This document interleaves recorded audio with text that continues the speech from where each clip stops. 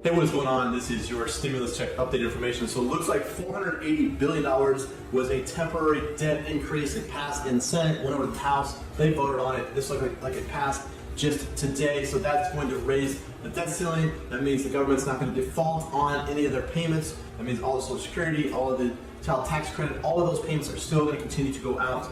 So what's going to happen in the future? Will they have till December 3rd to raise the debt ceiling even more? They'll raise it. They always do this every 3 or 4 years. They come together. They say it's this person, it's that. You know, the Republicans, it's Democrats' fault. It's Democrats' fault. It's Republicans' fault. Back and forth until they say, hey, we need to raise the debt ceiling because those are our paychecks. They wouldn't say, well, it's default on our government because those are our paychecks coming in. So they'll raise it up. But what does it mean for stimulus? Well, they're going to try to raise the debt ceiling so that they can add in this new, it's like a $5 trillion budget plan total. They have an infrastructure bill at $1.9 trillion that's going to get roads and bridges all paid for. Then they're going to have another $3.5 trillion budget plan. Inside of that could be the American Families Plan. That will give possibly another fourth stimulus check, or it could extend out the child tax credit through the year 2025. Anybody that has children, getting dependents, and you're getting a monthly check, the 15th of every month, those checks go out. So if you get a check every month, until December, they're just going to extend that out. So every month, for every child you have, you'd be getting a stimulus check. That would be pretty good for a lot of people that have families. One of the things that people ask about is, well, what about us that don't have children? And there is a support act in the House of Representatives right now. AOC, a lot of the progressives, they have this support act. It is going to be a monthly check that they're going to try to get out. So that could be a $1,200 check going out to everybody. Right now, they send the money into their bank accounts. They send out checks. All of that has been sent out through the old school, I feel like, ways of doing it.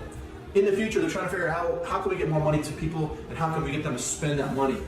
One of the things that the Federal Reserve is going to probably do is bring out that Fed Now coin. It's going to be an app. They'll drop it on your phone. Then you'll have a certain amount of time to go spend that. That's the whole purpose of the stimulus, is trying to get people to go out there and spend it.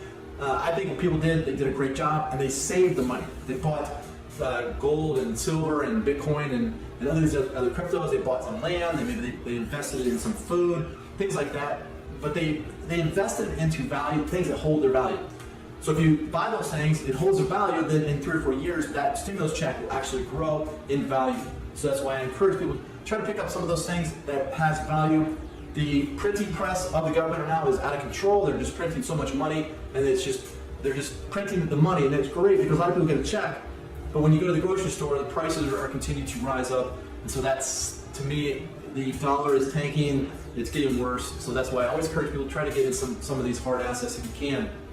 The good news is for a lot of these states out there, so you have Texas, individual cities are going to be giving out stimulus payments. Each state received billions of dollars from the American Rescue Plan. So Texas, there's Irvine, they're going to be sending out $2,000 payments to people in the class there for teachers.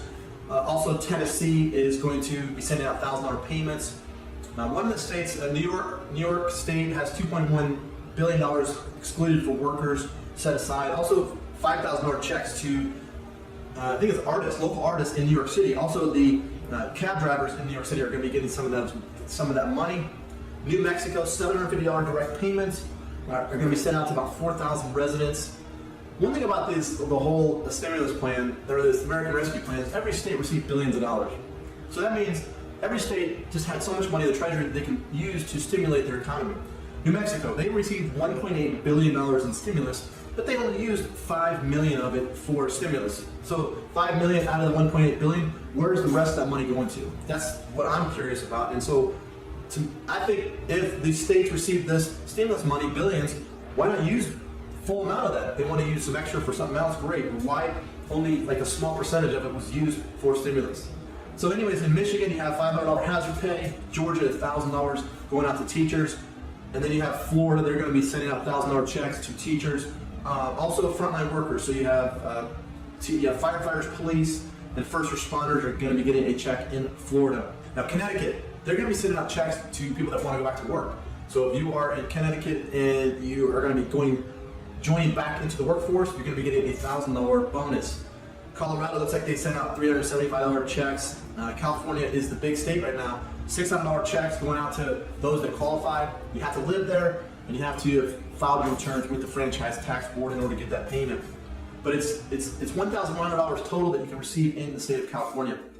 Arizona, this is another state that's going to be they're calling it the Back to Work program. They're giving out $2,000 for those who find full-time work. And then I think they're going to give out less for those that have a part-time work, but $2,000 for those that find full-time work. I think that's a great program. I think if you're going to do stimulus, why not try to incentivize people to go back to work? That way they're not just collecting a check and not really getting out in the economy. The economies always grow, and they grow because of manufacturing, because of people creating products, because then you have services, but mostly it's for manufacturing. And United States, we don't have that manufacturing base anymore because it all went to the other countries. So that's why getting people back in the workforce is important. I think each state should build in their own infrastructure, getting manufacturers back, have the incentives to get people to move businesses. That's the one thing about America that's great, is that any business can just pack up and move to a different state if it's more friendly. For example, California is just absolutely gone crazy with the businesses out there. What are they doing? They're moving to Texas, they're moving to Florida, they're moving to Nashville or Tennessee, they're moving to some of these other states, Nevada. A lot of these other states that don't have an income tax, that's where a lot of these businesses are going, because they can, they can hire more people. You say, well, why would business want to move? That's great, or that's it's not unfair for people in California, but if a business can't survive in a state and they can go to another state and they can survive, that's good for employment. It gets people working again, gets those businesses moving in the right direction. Now, with the increase in spending from the federal government, it causes inflation. They print more money, inflates the dollar, inflates the money supply, and then what happens is all the prices start to rise. You have food prices, gas prices, everything is rising. Home prices, car prices. They're all going up. It's not because of supply chains or any of that. It's because of the fact that they print so much money. That money gets into circulation and it devalues the currency that's out there right now. So what happens is the Social Security Administration, or Social Security, they're thinking about increasing the benefits by another 6%. To me, that's not enough. They need to increase them by at least 10 or 11% if they want to keep up with inflation. But the Senior Citizens League is trying to push for a $1,400 stimulus check on top of the benefits going up. Social Security, I think they're the ones that come out and say we're going to increase the payments, but the Senior Citizens League is going to Congress and get more checks out, try to get a $1,400 check out to everybody. Also, the other thing in that support act is going to be the $1,200 payments that go out. That's something that the House of Representatives is trying to get passed and pushed through. The Fed Now coin, that'll come out, people will use that, but if they can get these $1,400 stimulus checks out to people quicker, that's going to be good news. And if you have people on SSI, a lot of times people can't get a bank account. So if you can get them an app, get money to them, then that's going to be definitely good news for people that want to get that stimulus and get that stimulus moving through the economy a lot quicker. One of the things that puts a lot of pressure on Congress is this jobs report. It looks like September, 184,000 new jobs are only created. That's not a lot. I mean, it sounds like a lot, but it's not a lot of jobs created.